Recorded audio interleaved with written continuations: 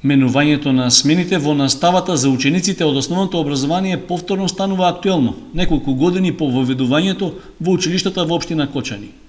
Преиспитувањето на ефикасност и економичноста од таквата практика, според досегашните искуства на дел од наставничкиот кадар, покажало дека не се добиваат очекуваните резултати, пред се во поглед на успехот и дисциплината, но и кај трошоците за материјално работење на институциите. За сменското работење имаше обемна расправа и на последната седница на Советот на општината, кога беше констатирано оти училиштата се заглавени во долгови од околу 10 милиони денари. Дали е направена споредбена анализа на успехот, редовноста и дисциплината кај учениците кога одат во прва смена во споредба со успехот, дисциплината и редовноста кога одат во втора смена на училиште? Или поедноставно кажано, зошто се менуваат смените во основните училишта? Кои се придобивките од одењето во две смени? Од општинската администрација одговорија дека не е правена посебна анализа за ефектите од сменското работење во училиштата на локално ниво, туку во обзир биле земени истражувањата на ниво на држава. Сепак, просторните услови кај нас биле главна причина за примена на одлуката за менување на смените за учениците.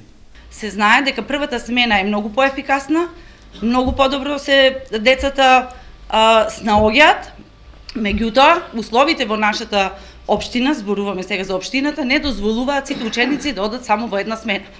Заради тоа потребно е смените да се менуваат, така е во цела Македонија, тоа го прифативме и ние пред неколку години. Советникот Стефановски рече дека грубата пресметка за трошоците на училиштата покажува од именувањето на смените е причина за нивниот пораст. Училиштата работат 2 часа подолго навечер. Со тоа имаме заштеда на грејње и електрична енергија. Кога би одали само во една смена, втората смена ќе завршува 2 часа порано и ќе имаме заштеда на грејње и електрична енергија. По 2 часа дневно ако заштедуваме, неделно се тоа 10 часа, односно крајната пресметка е некаде 40 часа неделно. Работењето на едно училиште чини 100 евра дневно. Зборам само за грејење и за струја.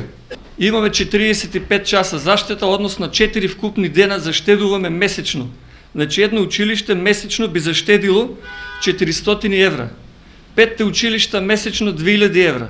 За во текот на целата учебна година само на сметка струја и грејење ќе се заштедат околу 20.000 евра.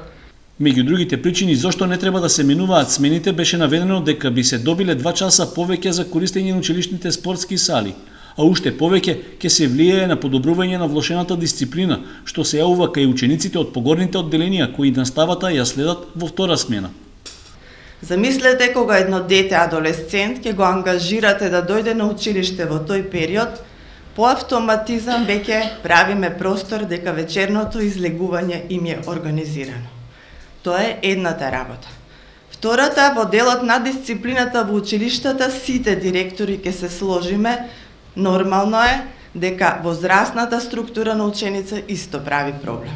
Значи, многу е тешко учениците што се во предмет на настава, дисциплината и редот да се задржува во оној интензитет како кога се прва смена. Да се менуваат смените не е дојдено заради тоа што некој сакал или си ги своите желби исполнувал, туку по направени анкети од сите родители, од ученици, од состојбата во другите градови. Значи, во повеќето општини во Скопје се менуваат и на една недела, некаде се менуваат на месец, некаде на 4 недели, така натаму. Ајде дојдете сите председатели у 5 сати у школото да видите што се прави. Ќе дојдете ли? Дојдете да видите тепачките у школото и средношколците кои доваѓаат. Во моето училиште нема столчиња за седење веќе. Секој ден мајстор кова столови швајцува. А кога се прва смена се добри истите деца. Многу вегали за децата. Битно учителката требало да руча со мажу и дома. Да не се препокуваме околу тоа дали е оправдано или не. Дајте анализа да имаме аргументи. Јас не реков без основа. Во буџетот нека стои ставка за сменско работење.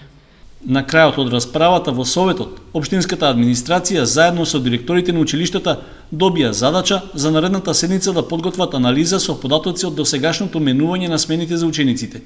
Со тоа ќе може дополнително да се донесе издржана одлука дали тоа ќе продолжи да се применува или ќе се врати старата практика, одделенската настава да се изведува попладне, а предметната предпладне.